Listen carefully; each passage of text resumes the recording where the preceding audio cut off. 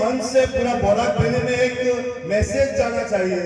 कि भारत में केवल भारत की संस्कृति को विश्वास करने वाला लोगों को ही राजनीति में आने वाला समय में सभी युवा समुदाय समर्थन करेगा, ना कि कोई पाकिस्तान के लिंक रहने वाला व्यक्ति को आज की युवा समर्थन करेगा। ये हमें मैसेज यहाँ से देना है और इसलिए मेरे साथ सभी लोगों को हाथ उठाकर और हो सकता है तो खड़े होकर एक मैसेज देना है, एक नारा लगाना है और वो नारा वहां तक पहुंचना है, क्योंकि मैं जिस फ्लाइट से आया उसी फ्लाइट में कांग्रेस का जो सभापति है गौरव गोगोई जी भी आया है और मैं देखा कि मेरे युवा मोर्चा के कार्यकर्ता मुझे स्वागत करने के लिए आया और पास में 10-12 कार्यकर्ता रुका हुआ था। तो बाद में पता चला कि गौरव गोगोई को स्वागत करने के लिए वो लोग आया है। तो इस मंच से, इस फील्ड से गौरव गोगोई को सुनाई देना पड़ेगा कि धौलाई का युवा समुदाय, पूरा बोराक वैली का युवा समुदाय ठान लिया है कि आने वाले 26 का जो असेंबली इलेक्शन है, आने वाला 2026 का जो विधानसभा इलेक्शन है, उसमें भारतीय जनता पार्टी के पक्ष में पूरे बोराक वैली का सभी युवा समुदाय एकत्रित होकर भारतीय जनता पार्टी के पक्ष में काम करने के लिए, समाज में भारतीय जनता पार्टी को आगे लेके जाने के लिए, समाज में भारतीय जनता पार्टी का काम के आकलन को आगे लेके जाने के लिए, समाज में भारतीय जनता पार्टी का आदर्श को आगे लेके जाने के लिए, समाज में भारतीय जनता पार्टी का सभी नीति को आगे लेके जाने के लिए एकत्रित होके,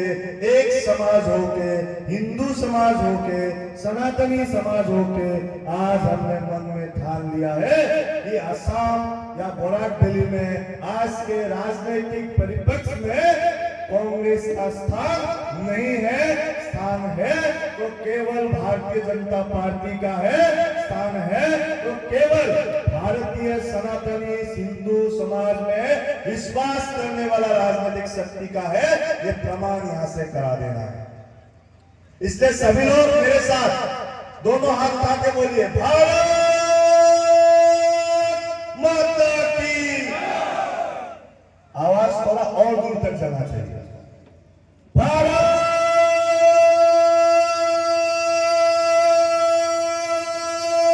माता की, भारत माता की जय श्री राम, जय जय श्री राम, जय श्री राम,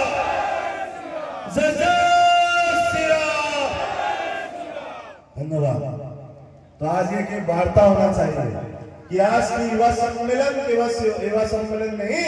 आज की युवा सम्मेलन आने वाला समय में भारतीय राजनीति में, आने वाला समय में बोराक वैली की राजनीति में, आने वाला समय में आसाम के राजनीति में जो एक भूमिका लेने वाला है युवा समुदाय, उस युवा समुदाय का एक एकत्रीकरण, एक समूह होके हमने यहाँ से आज नारा दिया है कि 26 का जो असेंबली इलेक्शन है, 26 का असेंबली इलेक्शन में भारतीय जनता पार्टी का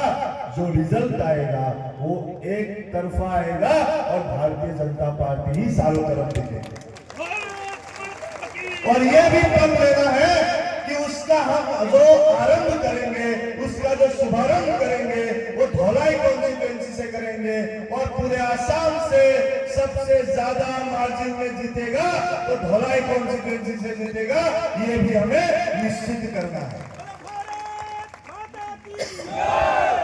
आज हम यहाँ पे एकत्रित हुआ है केवल 2026 के इलेक्शन में किसी एक एमएलए को जिताना है इसलिए नहीं है। हम यहाँ पे आज एकत्रित हुआ है 2026 में केवल हमें सरकार बनाना है इसलिए नहीं, हम यहाँ पे एकत्रित हुआ है कि आने वाले 50 साल तक, आने वाले 50 इयर्स तक आसाम में, आसाम के जो नेटिव है, आसाम में जो खिलौंजिया जनगण है, आसाम में जो भारतीय मूल का लोग रहते हैं, उसका दबदबा आसाम के राजनीति में रहना होगा। और वो आसाम के राजनीति में अगर भारतीय लोगों का, भारतीय मूल आसाम में भारतीय जनता पार्टी का सरकार आना बहुत जरूरी है। इसलिए क्योंकि कांग्रेस के नेता घूम रहा है पूरे आसाम में, वो लोग सपना देखा हुआ है कांग्रेस के नेता लोग कि अवैध लोगों के प्रतिनिधित्व करके जिसका जब हमारे सरकार के द्वारा 8 लाख बीघा जमीन अवैध दखलकारी के हाथ में था, उससे लगभग 1,50,000 बीघा जमीन अवैध बेदखलकारी से वो छीन के भारतीय मूल के लोगों के सुरक्षा के लिए जब आसाम की सरकार प्रयोग करता है, उस प्रयोग का विरोध करने वाला जो दल है, जो पार्टी है, वो कांग्रेस पार्टी है। आज आपके यहाँ पे एक है यूथ कांग्रेस का प्रेसिडेंट,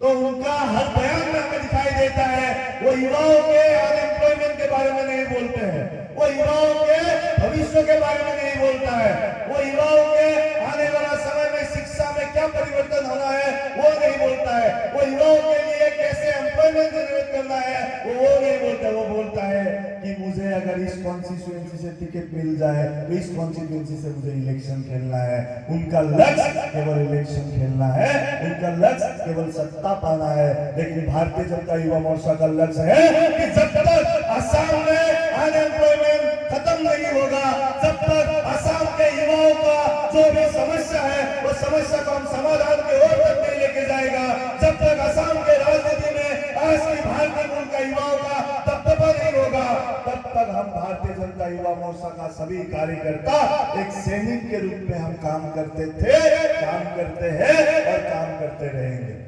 हम एक पल लेते हैं आज से कि असम के राजनीति में कोई भी मुगल चिंता करने वाला या मुगल की जो आदर्श है उसको पलटने देने वाला ऐसा कोई राजनीतिक व्यक्ति को हम असम के राजनीति में कभी भी पलटने नहीं देंगे। अगर असम में राज होगा तो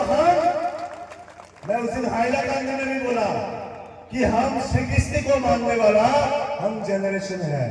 हम प्रभु श्री राम को मानने वाला जनरेशन है। जब श्री कृष्ण वृंदावन में थे तो श्री कृष्ण बांसुरी बजाते थे, और वही श्री कृष्ण जब युद्ध क्षेत्र में गए तो हाथ में सुदर्शन चक्र लेके गए। तो हम प्रभु श्री राम को आदर्श मानने वाला हम जनरेशन है। जब मां ने आज्ञा किया तो 14 साल वनवास जाने के लिए भी तैयार था, और जब धर्म प्रतिष्ठा करने का विषय आया तो रावण वध करने के लिए भी आगे आया था। तो आज का असम का युवा, आज के भारत का युवा प्रभु श्री राम को मानते हैं, और इसलिए जब तक असम का परिस्थिति वृंदावन जैसे होते रहेंगे तब तक हम हाथ में बांसुरी बजाते जाएंगे। लेकिन जब असम का परिस्थिति युद्ध क्षेत्र में परिणत होगा और उस समय हर एक युवा मोर्चा का कार्यकर्ता, हर एक युवा हाथ में सुदर्शन चक्र लेके निकलेंगे, ये विश्वास हमारा असली युवा समुदाय का रखते हैं। और अगर जब हम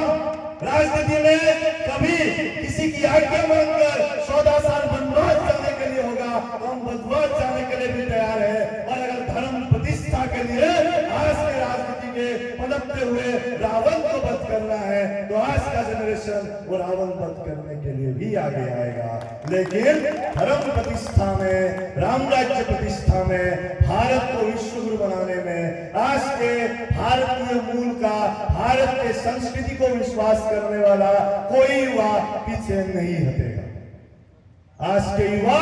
जानते हैं कि आज भारत की स्थिति क्या था। एक समय ऐसा था कि भारत में 26/11 के बारे में हमने सुना। 26/11 में जब कोई आके हमारे घर के अंदर घुस के हमारे पर अटैक करते थे, उस समय के कांग्रेस के सरकार हाथ में मोमबत्ती लेके निकलते थे और दिल्ली में बोलते थे अगर ऐसा प्रयास दूसरी बार हुआ तो हम उनको करीबी जवाब देंगे। लेकिन आज ये नया भारत है, आज ये विश्व गुरु भारत है। अगर कोई गलती से हमारे घर में घुसा, हमारे 40 जवानों के ऊपर आक्रमण करने के लिए प्रयास किया, तो आज के ये नया भारत उनके घर में घुस के 300 से अधिक आतंकवादी मारने का भी सामर्थ्य रखता है। आज का भारत नया भारत है। हम घर में घुसकर मारने भी जानते हैं। हम अतिथि देवो भव करते हैं। जो मर्यादा में रह के, जो मर्यादा जानता है, जो भारत की संस्कृति को जानता है, क्योंकि भारत की हर एक युवा के मन में है कि हम शरीफ है, हम किसी से लड़ते नहीं है, कि हम शरीफ है, हम किसी से लड़ते नहीं है, नहीं तो पूरा दुनिया जानते हैं हम किसी के बाप से डरते भी नहीं है। तो वो भारत है, आज के नया भारत है जो विश्व को आज प्रतिनिधित्व करने वाले हैं। आज के अगर हमारा प्रधानमंत्री जी कई एक विश्व के कई एक देश में जाते हैं तो वो विश्व के देश के प्रधानमंत्री उनके पैर छूने के लिए आगे आते हैं, क्योंकि जानते हैं कि आज के भारत आने वाले समय में पूरे विश्व को आगे लेके जाने वाले हैं। वसुधैव कुटुंबकम का जो कल्चर है, वसुधैव कुटुंबकम का जो आदर्श है, वसुधैव कुटुंबकम का जो संकल्प है कि पूरे पृथ्वी हमारा एक माता है, और इसलिए हम पहले वंदे मातरम कहते हैं, उसके बाद ही भारत माता की जय कहते हैं। हम मानते हैं कि पृथ्वी हमारा माता है, पृथ्वी हमारा अपना है, उसके बाद हम अपने भारत माता की जय जयकार करते हैं।